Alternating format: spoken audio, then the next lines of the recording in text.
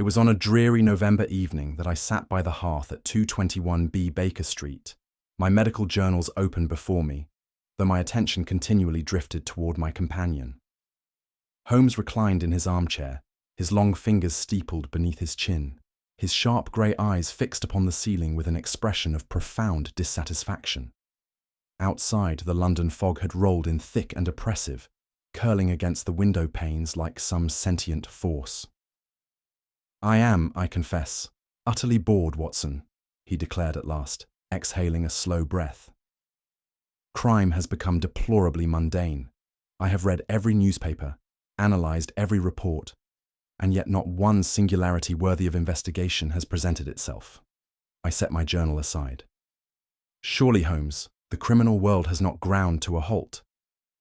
"On the contrary," he mused, "I suspect that misdeeds continue as they always have, but none of them appear to require even the most rudimentary application of logic.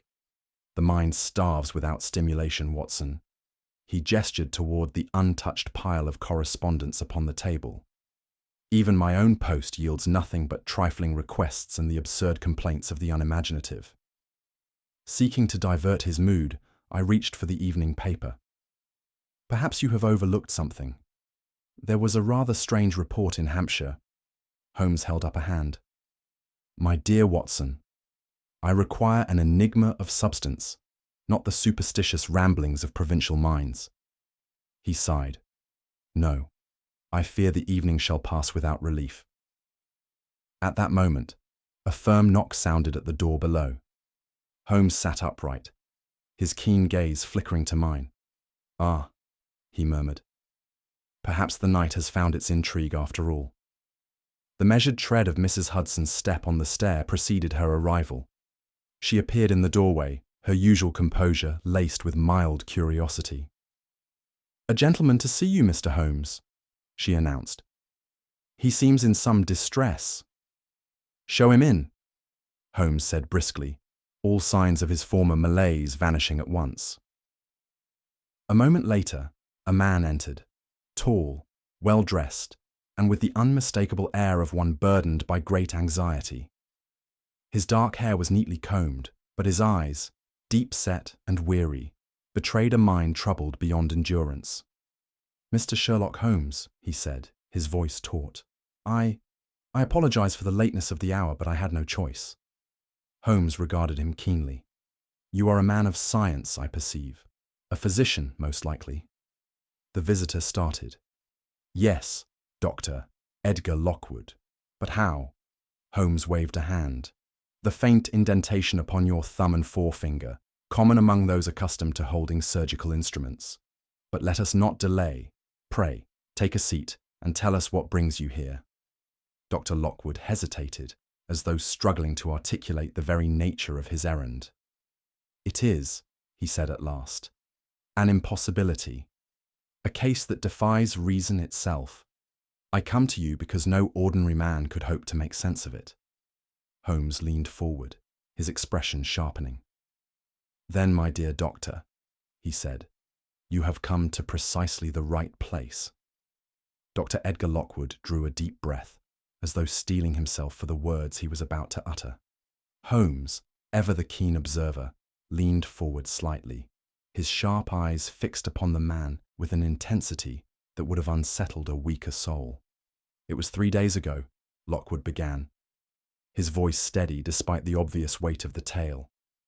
"I was summoned to Featherstone Hall at the request of Lady Eleanor Featherstone. Her husband, Sir Lionel, had been found dead in his study, seated in his armchair as though merely asleep." "His cause of death?" Holmes inquired. Lockwood hesitated.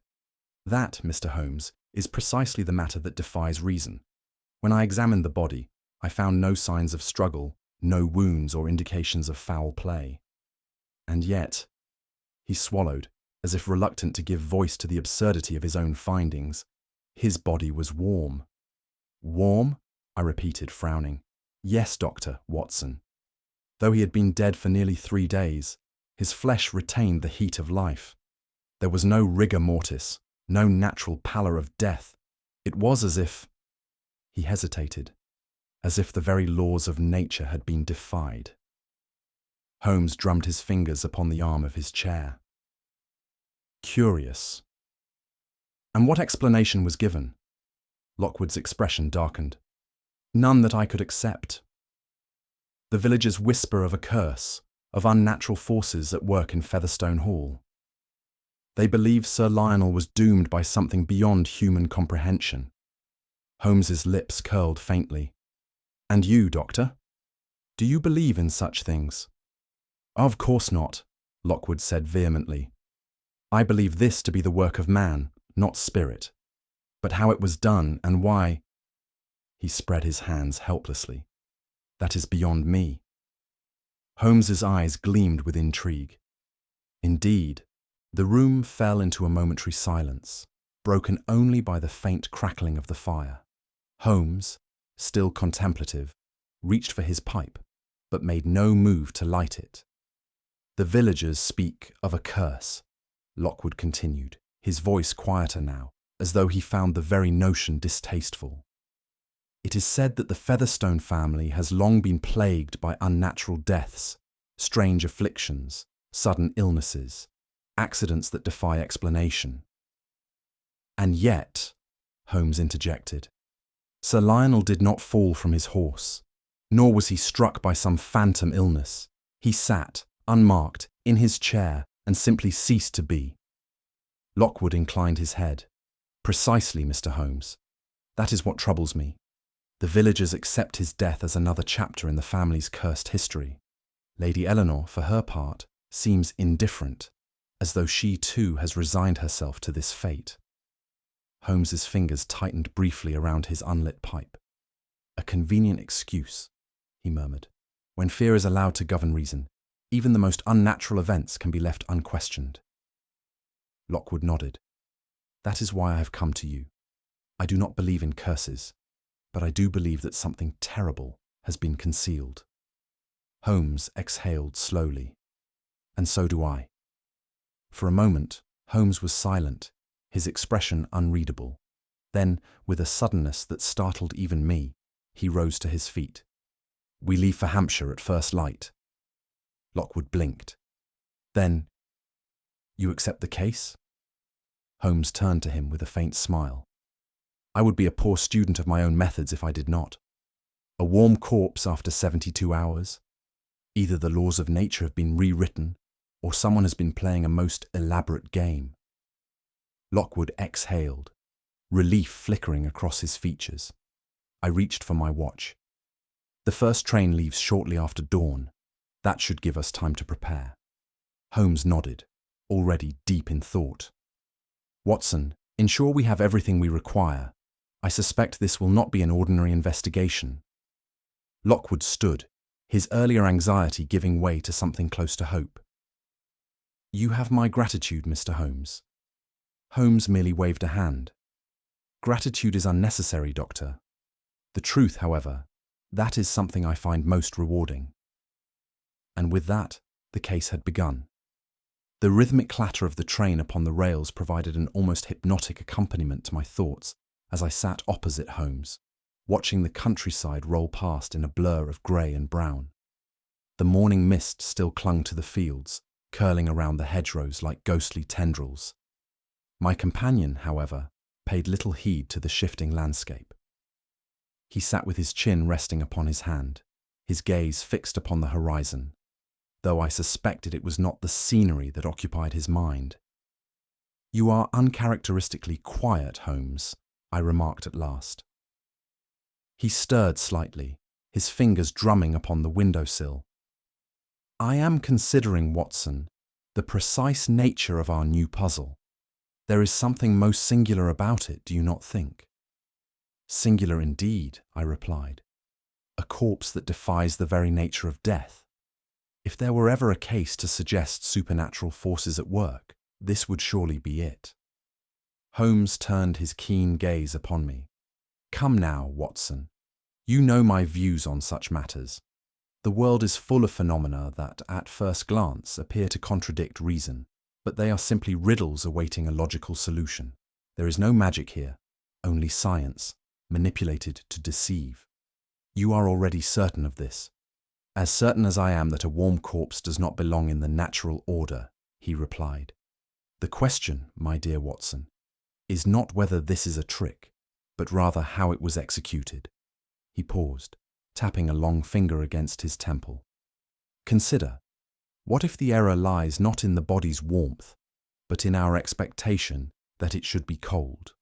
Perhaps what we have here is an illusion so carefully crafted that its very perfection is what makes it stand out. I frowned. Then you suspect deliberate interference? Without a doubt. A deception, Watson, but one executed with such precision that it is all the more suspicious for it. I leaned back, still pondering his words, as the train sped ever closer to our destination. It was midday by the time we arrived in Hampshire, the mist having lifted just enough to reveal the winding country road that led toward Featherstone Hall.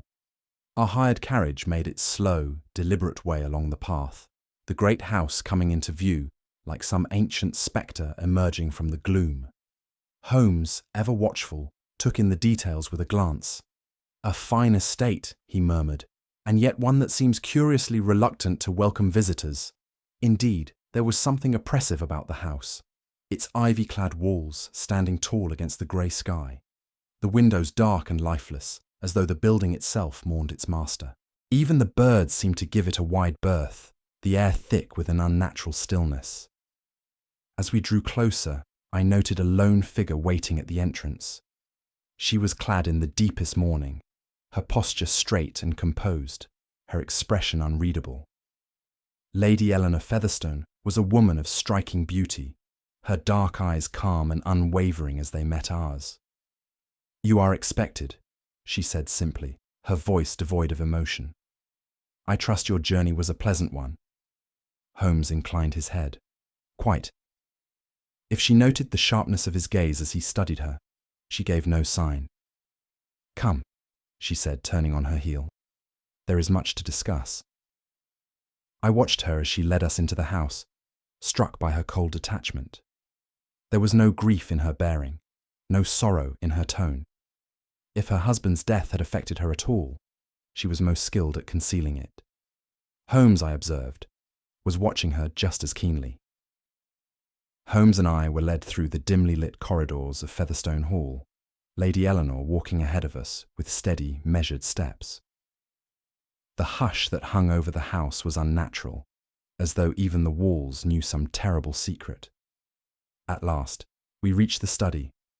Dr. Edgar Lockwood was already there, standing stiffly beside a high-backed chair, his face pale. He gestured towards the figure seated before the fireplace. "Sir Lionel Featherstone," he said simply. I stepped forward, expecting the usual pallor of death, the cold rigidity of one who had long since departed this world. Instead, my breath caught in my throat. The corpse before me was warm. I recoiled instinctively. "Good heavens, Lockwood, this is impossible!" Lockwood shook his head grimly. "I thought so too, and yet 3 days, Watson. 3 days since this man was declared dead."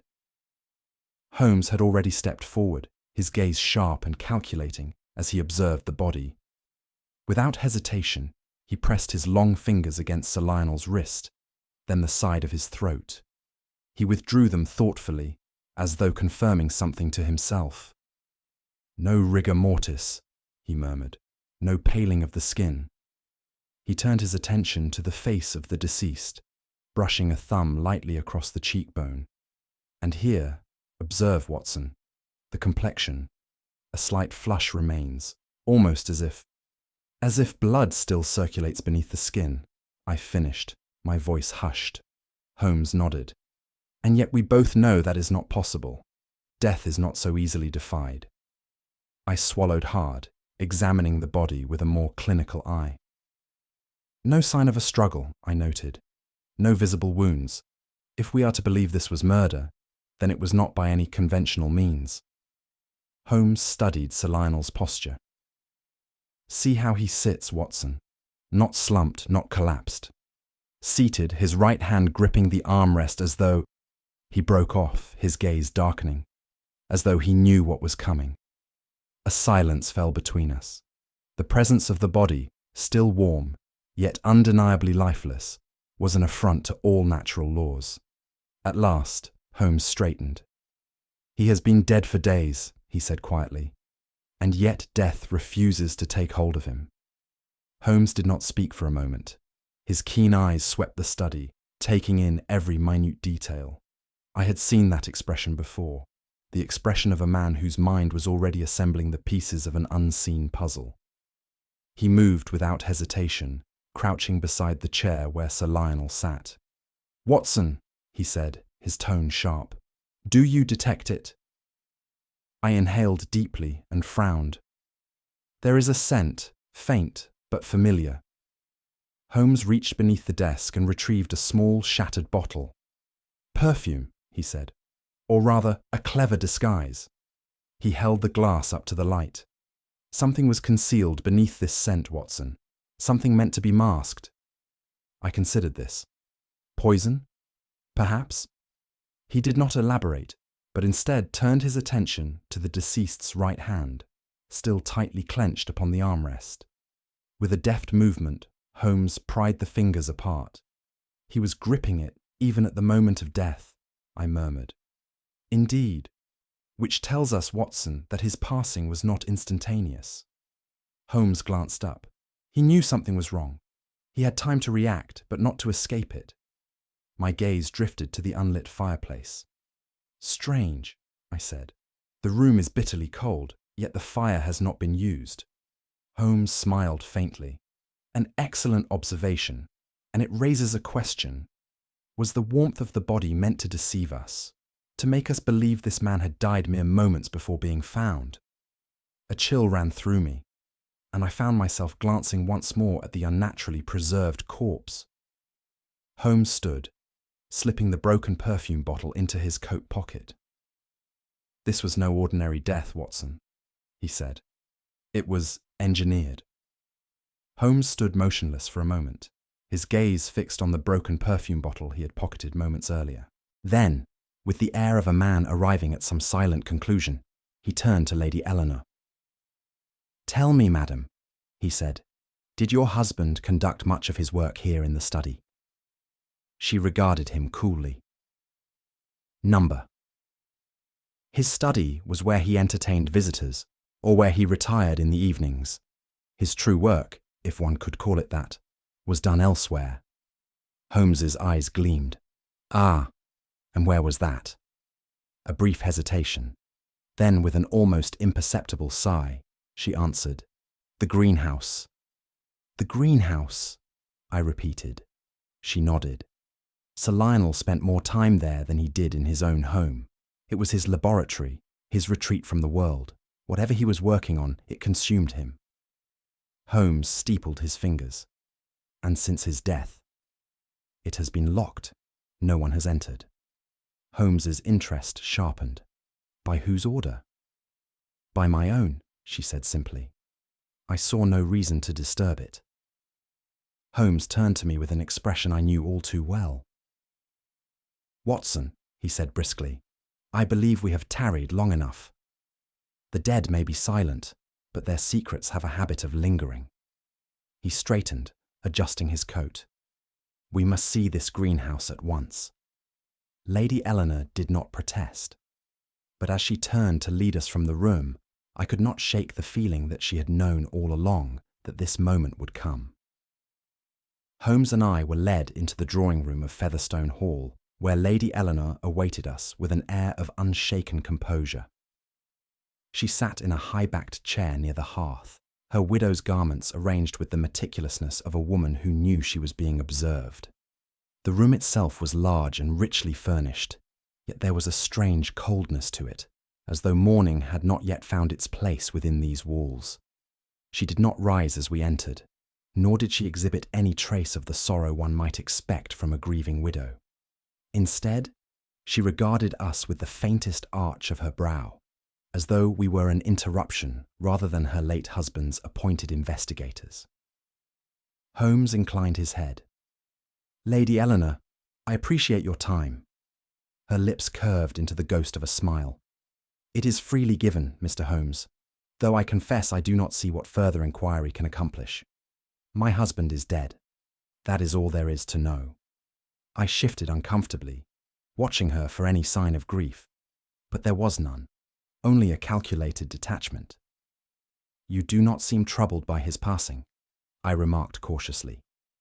She turned her gaze to me, her dark eyes sharp. Should I be, Doctor? My husband was a man of singular obsessions, none of which included me. I do not pretend to mourn a love that never existed. Holmes, who had been watching her intently, took a step closer. Singular obsessions indeed. Sir Lionel's work, for example, his research into biological preservation. You were aware of it? She exhaled softly, as though indulging a tedious subject. Aware? Yes. Interested?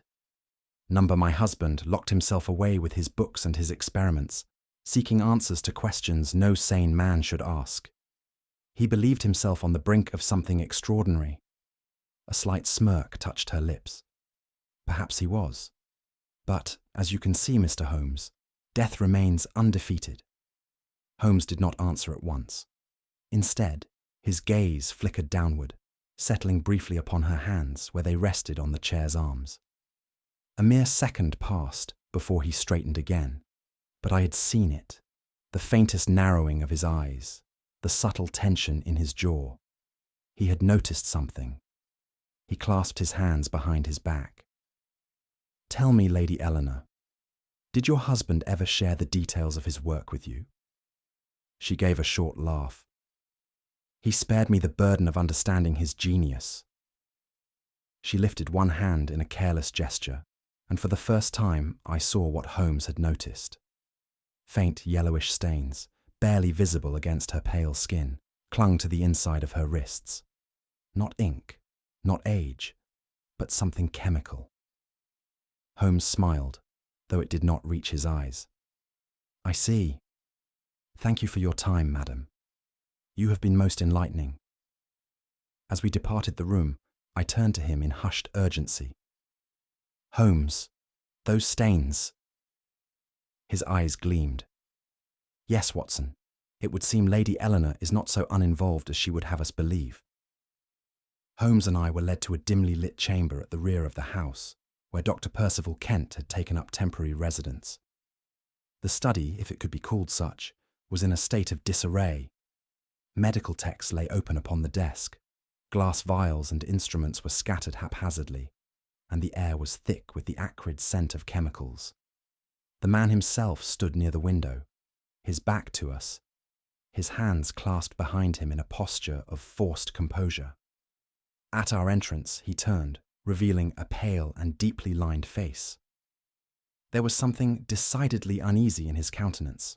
He gestured toward the chairs across from his desk. Mr. Holmes, Dr. Watson, I have been expecting you. Holmes inclined his head as he took a seat. Then you will understand, Doctor. Kent, that time is of the essence. You were Sir Lionel Featherstone's physician, were you not? I was, Kent replied, lowering himself into the chair opposite us. His health was, as far as I could determine, unremarkable for a man of his age. Unremarkable, I repeated. And yet, within 3 days of your last consultation, he was found dead. Kent's fingers tightened on the arms of his chair. So it would seem. Holmes tapped a long, slender finger against the desk. Doctor, we have examined the body. It remains warm, despite being deceased for 3 days. Perhaps you might provide us with an explanation. Kent's lips parted slightly, but no sound emerged at first.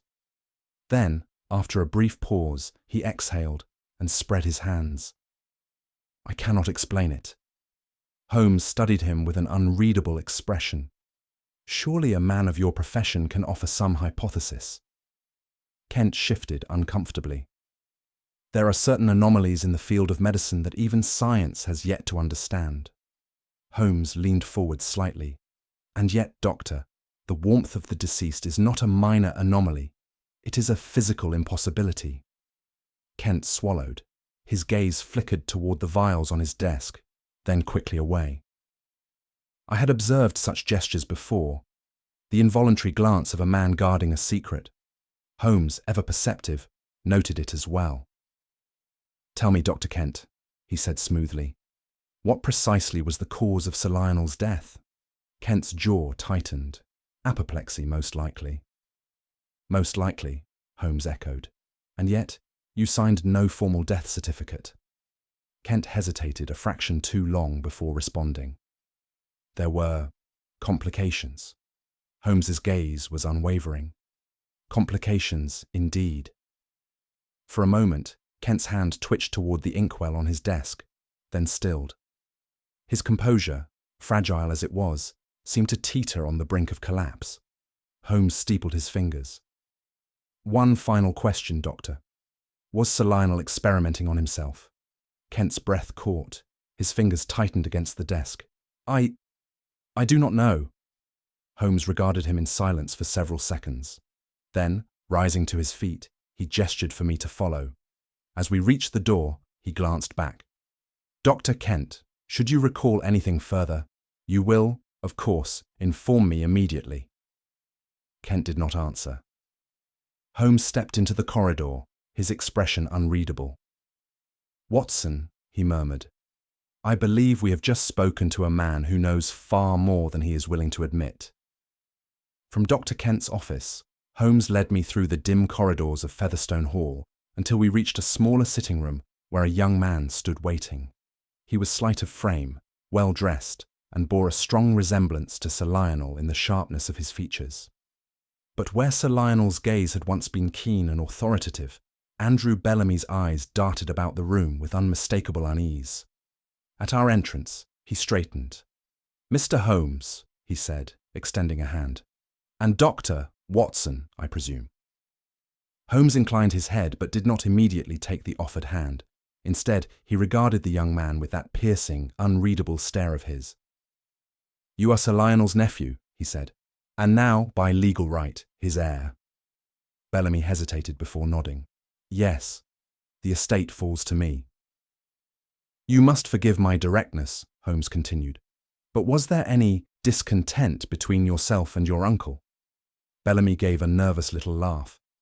"Discontent? My uncle was a difficult man, but I had no quarrel with him."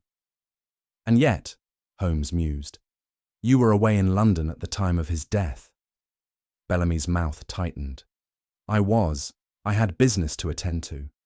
Holmes gestured lightly. "Of course.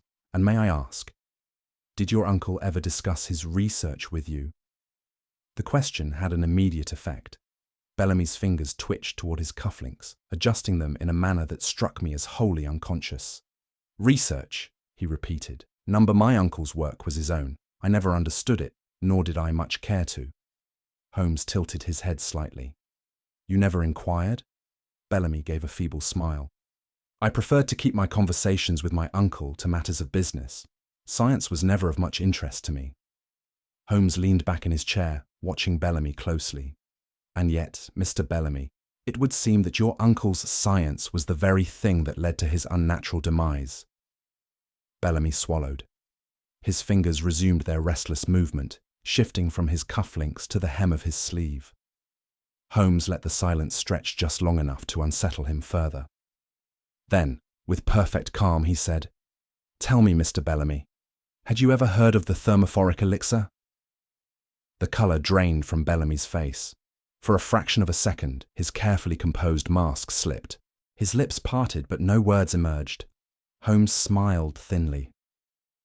"Ah," he murmured, "I see that you have." Lady Eleanor led us through the back corridors of Featherstone Hall until we reached a set of heavy oak doors, reinforced with iron bands. Beyond them lay the greenhouse, Sir Lionel's private laboratory, sealed since his death. She produced a key from the folds of her gown, but hesitated before inserting it into the lock. "I have not set foot in here since the night he died," she said quietly. "Whatever madness consumed him, it was of his own making." Holmes studied her face. "And yet, madam, you ensured that none disturbed this place. Why?" Her dark eyes met his with a steady defiance. "Because some things are best left undisturbed, Mr. Holmes." Without another word, she turned the key and the doors swung open. Holmes entered first, his keen gaze sweeping over the space. Rows of glass-paned shelving lined the walls, filled with an array of peculiar plants. Some bore dark curling leaves, while others had thick waxen stems, their colours unnaturally vibrant. A damp, earthy scent pervaded the air, tinged with something sharper, chemical, acrid. "Curious," Holmes murmured, running a finger along one of the glass containers. "Many of these specimens are not native to England. Some, I would venture, have come from as far as the east." At the centre of the greenhouse stood a large wooden work table, strewn with glass beakers, vials, and pages of handwritten notes. Holmes moved to it at once, lifting a dusty ledger and flipping through its contents with swift precision. I peered over his shoulder. "Chemical formulas," I noted. "But these symbols, I do not recognize them. Nor would you, Watson. Some are alchemical, others medicinal, yet none conform to standard pharmaceutical practice." He traced a gloved finger over the ink. This was experimentation, but of a singular nature. Sir Lionel was no mere dabbler. Holmes continued turning the pages until he stopped abruptly. His expression darkened. "And here, Watson, we have our answer." I followed his gaze to a formula scrawled in bold script. Thermophoric elixir. The ink had bled slightly into the parchment, as if written in haste. "Thermophoric," I muttered. "Heat-bearing." "Precisely," Holmes replied. "A substance designed to preserve warmth in organic matter. A preservation agent, but far beyond conventional embalming techniques." He stepped toward a locked cabinet in the corner, its doors slightly ajar. With a single flick of his fingers, he opened it fully. Inside, glass vials gleamed in neat rows, each meticulously labelled, but among them was an empty slot. Holmes touched the label beneath it. "Thermophoric elixir." "The missing vial," he murmured. "The key to everything." He turned to me, his expression unreadable. "Now, Watson, the question becomes, was it used as Sir Lionel intended, or by someone else for a far deadlier purpose?" Holmes lingered before the cabinet, his fingers tracing the empty slot where the vial had once rested. The stillness of the greenhouse seemed to deepen, the weight of the discovery pressing upon us. "There can be little doubt now," he said at last. Sir Lionel was experimenting upon himself. I started. "You believe he willingly ingested this elixir?" Holmes nodded. "It would explain the absence of any struggle, the perfect stillness in which he was found." "He expected no harm," I frowned. "But surely, Holmes, if he had been merely testing the formula, he would have controlled the dosage. This unnatural preservation, could it not have been a mistake?" Holmes closed the ledger with a quiet snap. "A mistake, Watson, or a murder disguised as one." I stared at him. "You believe someone tampered with the formula?" Holmes turned back to the work table, his eyes sharp with thought. "The difference between science and murder, Watson, is often a matter of intention." He gestured to the scattered notes. "Sir Lionel sought to preserve life, to hold back the natural decay of the body, but in the wrong hands, his creation could do the opposite. And someone, Watson, ensured that he would never wake to see the result of his own experiment." A silence stretched between us. Outside, the wind stirred against the greenhouse glass, whispering through the leaves. Holmes straightened. "Come, Watson, I believe it is time we unmasked our murderer." Midnight struck with a hollow chime as the household assembled in the dimly lit study. The great clock on the mantelpiece marked the passing of each second, its steady rhythm the only sound in the room. Holmes stood before the fireplace, his gaze sharp, his lean figure cast into stark relief by the flickering candlelight. At his invitation, 3 figures had gathered. Lady Eleanor, composed and inscrutable, Dr. Percival Kent, his hands clasped tightly before him, and Andrew Bellamy, who perched on the edge of his chair, his restless fingers betraying his nerves. Holmes surveyed them with an air of quiet satisfaction before speaking. "You are no doubt wondering why I have summoned you at this hour," he said. "I assure you it is not without cause." Lady Eleanor arched a delicate brow. "I presume you have reached some conclusion, Mr. Holmes?" Holmes inclined his head. "Indeed, madam. The mystery that has plagued Featherstone Hall, the unnatural warmth of Sir Lionel's corpse, the whispers of the uncanny, is no mystery at all. It is a crime." A hush fell over the room. Bellamy's jaw tightened, while Dr. Kent's gaze flickered toward the floor. Holmes continued, his voice as steady as the ticking of the clock. "You see, the brilliance of this deception lay in its audacity. When a man dies, the body cools. That is a simple, undeniable fact. And yet Sir Lionel did not. The world was meant to believe that death itself had been defied."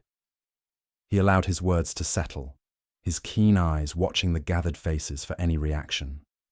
"Watson," I thought, "here is the moment when the trap is sprung." Holmes clasped his hands behind his back and began to pace.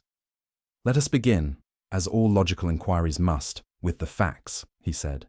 "We know that Sir Lionel Featherstone was engaged in a series of scientific experiments that revolved around the preservation of life, or more specifically, the delay of natural decay." He turned, his gaze settling on Lady Eleanor. "You locked his greenhouse upon his death." "Why?" She met his gaze without flinching. "Because I wished to put an end to his foolishness." Holmes smiled thinly. "An admirable sentiment, madam, but an unconvincing one. You did not lock the greenhouse to protect his memory. You locked it to prevent discovery." Lady Eleanor's lips pressed into a thin line. Holmes continued, his voice smooth and deliberate. "Now, consider the body itself. No sign of violence, no external wounds. And yet, rigor mortis never set in. The complexion remained unnaturally flushed. 3 days passed, and still, the warmth of life remained." Dr. Kent shifted in his seat. Holmes's eyes flickered toward him, but did not linger. Instead, he reached into his coat and withdrew a folded sheet of paper. "This," he said, "is a copied passage from Sir Lionel's personal ledger, found in his greenhouse laboratory. It details a formula he called the thermophoric elixir, a chemical compound designed to preserve body heat and slow decomposition." Bellamy paled. "You mean—" "I mean," Holmes interrupted, "that Sir Lionel was not the victim of some supernatural force. He was the subject of his own experiment." A stunned silence filled the study. Holmes turned his gaze to Dr. Kent, who had begun tapping a nervous rhythm against the arm of his chair. "You seem troubled, Doctor. You were, after all, Sir Lionel's physician. Surely you must have had some inkling of his work." Dr. Kent moistened his lips. No, I did not."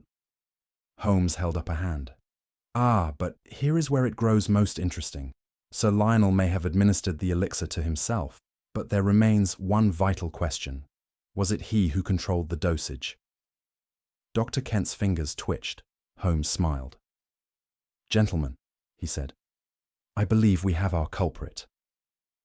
Dr. Kent's breathing had grown shallower. The rhythmic tapping of his fingers against the arm of his chair was the only sound in the room. Holmes, standing before the fire, turned toward him with the slow deliberation of a man who had reached the inevitable conclusion of his argument. "You see, Doctor," he said, "the flaw in this crime was not in its execution, but in its precision." Dr. Kent blinked rapidly. I do not understand." Holmes smiled faintly. "Oh, but you do. Let me explain. The brilliance of this murder lay in its attempt to defy nature itself. You wished to create a mystery so inexplicable, so tainted with superstition, that no rational mind would dare seek an answer." His gaze swept the room, settling briefly on Lady Eleanor, who remained still as stone, her hands folded neatly in her lap. "But," Holmes continued, "superstition is a fog, and fogs always lift. A corpse that remains warm after death is no mere curiosity. It is an impossibility." Bellamy, his knuckles white against the arms of his chair, let out a slow breath.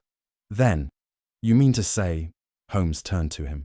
"I mean to say, Mr. Bellamy, that Sir Lionel's warmth was not the result of some ghostly force, nor even of a miscalculated experiment. It was deliberate. The thermophoric elixir was administered in a fatal dose, ensuring that his body remained in a liminal state, neither living nor truly dead, so that the world would be deceived." A flicker of movement caught my eye, Dr. Kent's fingers tightening around the chair. Holmes caught it as well. "And yet, Doctor, in your eagerness to weave a perfect crime, you overlooked one crucial element." He reached into his coat and withdrew the broken glass vial. "This perfume bottle," he said softly, "was shattered to mask the presence of the elixir. A clever touch. But in doing so, you drew attention to the very thing you sought to conceal." The room fell into silence. Holmes's gaze remained fixed upon Dr. Kent. Lady Eleanor, impassive until now, exhaled slowly. "I suppose," she murmured, "it was bound to come to this." Holmes did not turn to her.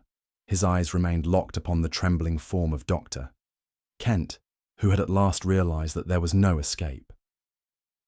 Dr. Kent's hands had become unnaturally still. Holmes, standing before him, let the silence stretch, his sharp gaze fixed upon the trembling physician. Then, in a voice calm but edged with finality, he spoke. "You see, gentlemen," he began, addressing the room, "the murder of Sir Lionel Featherstone was not committed with a blade or a pistol, nor was it the result of an affliction unknown to medical science. It was a crime of calculation, of cold, deliberate malice, and the hand that executed it," he turned abruptly, his gaze locking onto Dr. Kent, "was yours, Doctor." Kent gave a start, his mouth opening as if to protest, but Holmes raised a hand. "Do not deny it," he said. "The truth, like a surgical incision, cuts cleanly through all deception." He paced before the assembled guests, his voice gaining quiet intensity. "Consider the facts. Sir Lionel was engaged in highly experimental research, unknown to all but a select few. His elixir, the thermophoric compound, was the culmination of years of study, and yet, on the very eve of his success, he perished. His death a scientific impossibility, his body left as a riddle to confound all reason." He stopped, turning sharply to Kent. "You, Doctor, had access to him. As his personal physician, you held his trust. You alone could have administered the fatal dose." Kent's face was ashen. "That is absurd," he rasped. "Why would I do such a thing?" Holmes allowed himself the faintest smile. "Because you had no choice." He withdrew a folded document from his coat and laid it upon the table. "I have here, courtesy of Sir Lionel's solicitor, evidence that over the past year, a significant portion of Featherstone Hall's funds had been siphoned away. Small sums at first, but in recent months, increasing to a level that could not escape notice." Bellamy let out a gasp. "Embezzlement?" Holmes inclined his head. Indeed, Dr. Kent had been steadily draining Sir Lionel's accounts, likely under the assumption that his employer, so absorbed in his studies, would not notice. But Sir Lionel was no fool. He kept meticulous records that, upon his death, would inevitably come under scrutiny. He stepped closer to Kent, his voice soft but relentless. "You knew the moment was approaching when your deception would be uncovered, and then fate handed you an opportunity. You learned of Sir Lionel's private experiments. You saw perhaps the elixir itself, and in that moment, a plan was formed." Kent's breath came fast and shallow. "You tampered with the dosage," Holmes said simply. "You ensured that Sir Lionel would never wake to expose you, and you left behind a corpse that defied all medical reason, one that would confound the authorities long enough for you to cover your tracks." Holmes folded his arms. "It was, as I have said, a crime of calculation. But in your arrogance, Doctor, you made one mistake."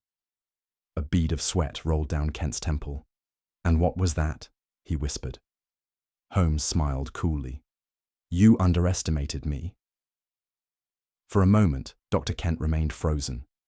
Then, with the sudden desperation of a trapped animal, he bolted for the door. "Stop him!" Bellamy cried. But Holmes had already anticipated the attempt. The door swung open before Kent could reach it, revealing two uniformed officers of the Hampshire Constabulary.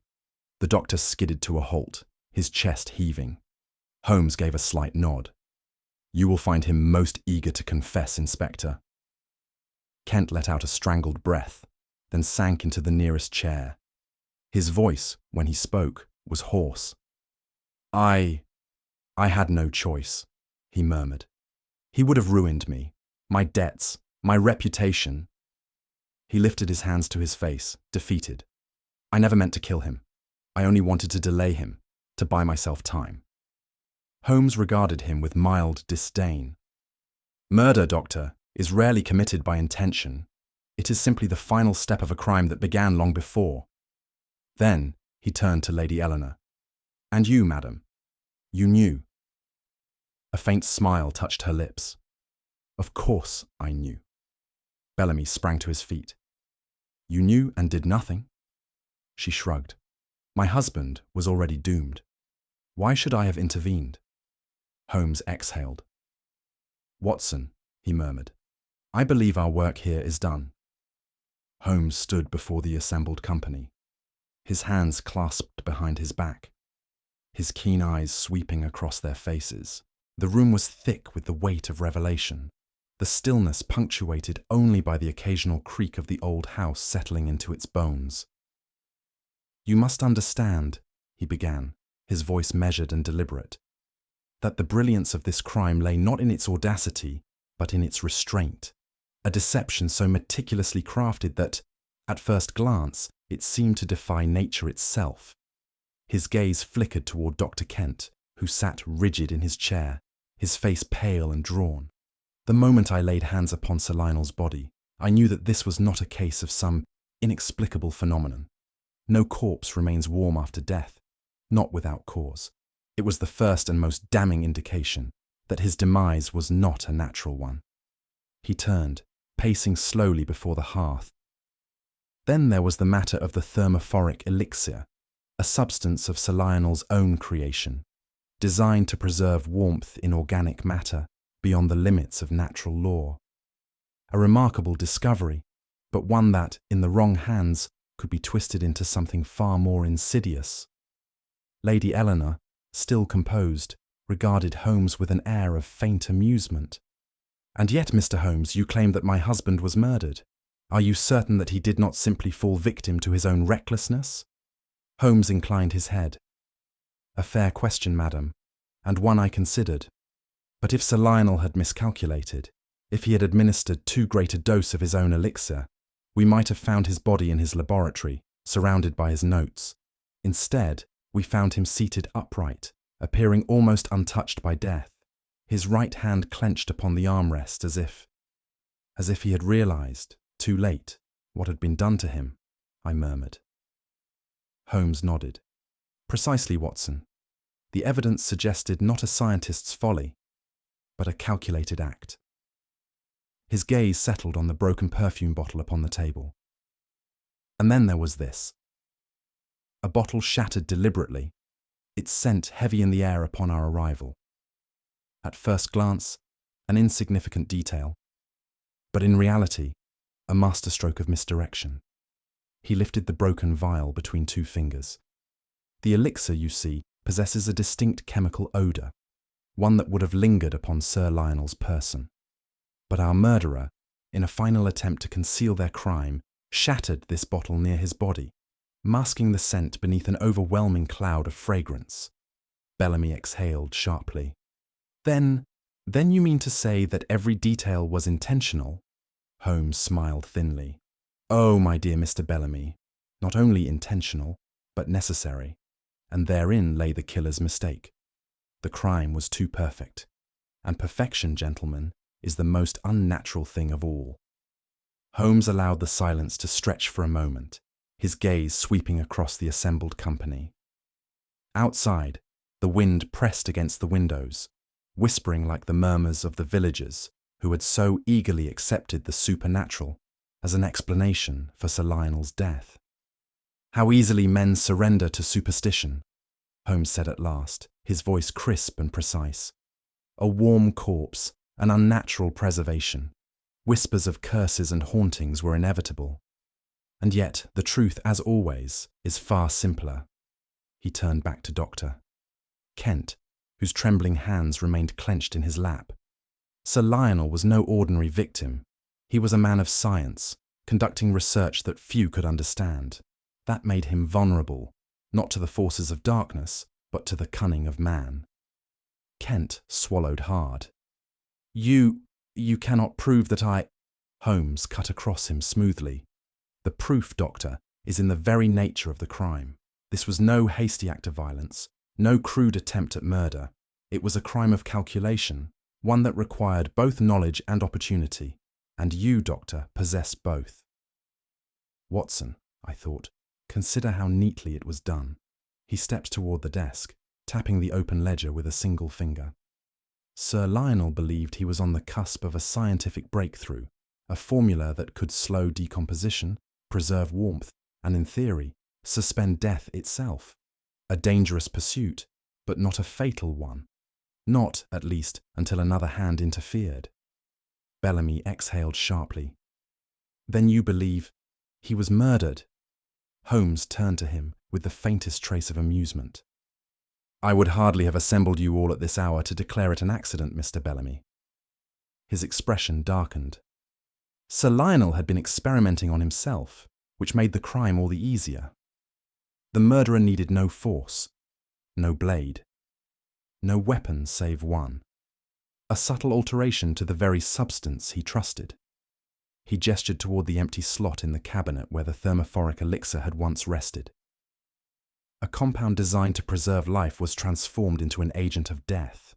A small adjustment to the formula, an increase in dosage, a shift in composition, and Sir Lionel, expecting no harm, unknowingly administered his own demise.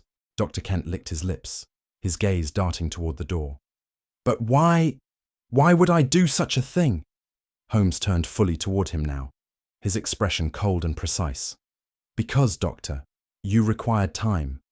Time to cover your tracks, to conceal the financial fraud that Sir Lionel was on the verge of uncovering. And what better way to ensure delay than by crafting a mystery so inexplicable that no one would dare question it?" Kent's breath came in short, shallow gasps. Holmes stepped closer, lowering his voice. "The perfect crime, Doctor, is not one that cannot be solved. It is one that no one dares to investigate. But you made one mistake." Kent whispered, "And what was that?" Holmes smiled. "You relied on fear, and I am not a man who is easily frightened." The study remained cloaked in silence long after Holmes had delivered his final words. Dr. Percival Kent, his face ashen, stared at the floor, the weight of his undoing pressing upon him like a leaden shroud. The tension in the air was broken only when the constabulary officers stepped forward. Inspector Graves, a stout and no-nonsense man, produced a pair of iron manacles. "Doctor Percival Kent," he intoned, "you are charged with the murder of Sir Lionel Featherstone and with crimes of fraud and embezzlement. You will be held in custody pending further inquiry." Kent gave no resistance as the cold steel snapped around his wrists. His shoulders sagged, his gaze vacant, as if the finality of his fate had drained him of all strength. "It was all for nothing," he murmured. "The money, the deception. I only needed more time." Holmes watched him with measured detachment. "Time, Doctor, is a luxury rarely afforded to those who gamble with another man's life." Without another word, the constables led Kent from the room. His shuffling steps faded down the corridor, the sound swallowed by the vast emptiness of Featherstone Hall. Lady Eleanor, who had watched the proceedings with an air of quiet indifference, now turned to Holmes. "And what of me, Mr. Holmes?" she asked, her tone cool and composed. Holmes studied her, his expression unreadable. "That, madam, is a question for your conscience, not the law." Bellamy let out a bitter laugh. "The law," he repeated. "It seems justice is blind in more ways than one." Holmes exhaled softly. "Justice, Mr. Bellamy, is not always found in the courts. Your aunt's silence was not a crime, but neither will it be forgotten. Society has its own form of punishment. one that no solicitor can defend against. Lady Eleanor met his gaze without flinching. "My husband was already dead the moment he began those experiments," she said simply. Dr. Kent merely hastened the inevitable. Holmes tilted his head slightly. "That is a sentiment, madam, not a defence." She said no more, only rising to leave the room.